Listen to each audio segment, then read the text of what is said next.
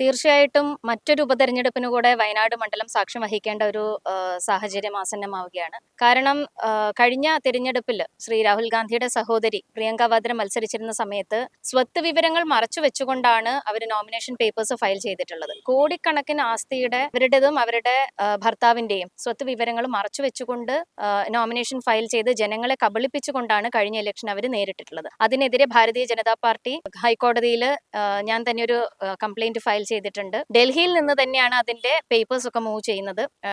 Documentary കളക്ഷൻസും എല്ലാ data കളക്ഷൻസും ഒക്കെ വരുന്നത് ഡൽഹിയിൽ നിന്ന് തന്നെയാണ്. അമിത്ഷാജിയും നരേന്ദ്രമോദിജിയും ഒക്കെ തീർച്ചയായിട്ടും അതിന്റെ പുറകിൽ തന്നെയുണ്ട്.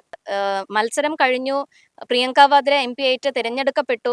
അതിനുശേഷം അവർ ഡൽഹിയിലേക്ക് പോയി എന്നതിലുപരിയായിട്ട് പിന്നീട് വയനാട് മണ്ഡലത്തിന് വേണ്ടി ഒന്നും ചെയ്യാൻ അവർ തയ്യാറായിട്ടില്ല എന്നുള്ളത് തന്നെയാണ്.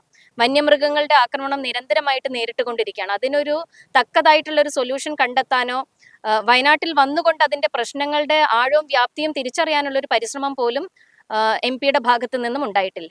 ശ്രീ രാഹുൽ ഗാന്ധി MP ആയിരുന്ന സമയത്ത് വരും എന്ന് പറഞ്ഞിരുന്ന പ്രകടന പത്രികയിൽ അദ്ദേഹം വാഗ്ദാനം ചെയ്തിരുന്ന ഒരു കാര്യങ്ങളും നിറവേറ്റാതെയാണ് 5 വർഷം കഴിഞ്ഞ് പടിയിറങ്ങിയത്.